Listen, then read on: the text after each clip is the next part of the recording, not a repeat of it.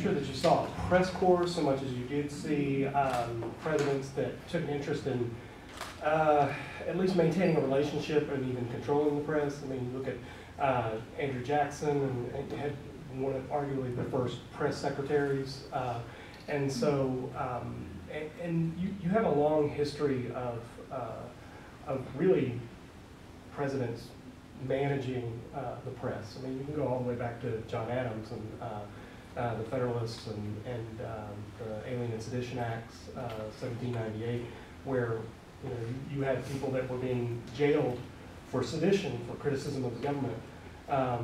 And so we're talking about his political rivals. So back then you would buy a newspaper based on your politics. Totally different today, right? Nothing like today, correct? So back then you would buy your newspaper based on your politics, and you would have obviously people that were critical of Adams, and you didn't like that. A lot of other things dealing with the French and Jefferson, yada yada. I mean, I could go on and on about that.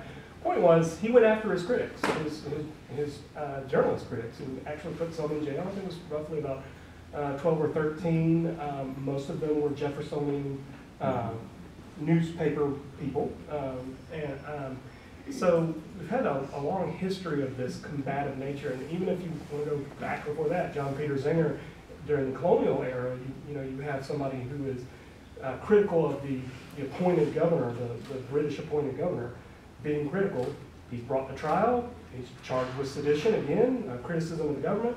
But the jury decided they didn't care because they didn't like the governor either.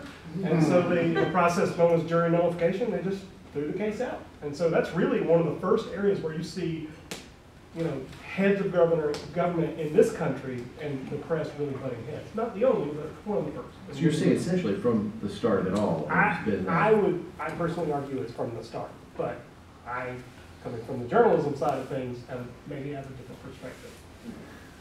And one we appreciate. Dr. Glennon, do you have any thoughts on that idea of when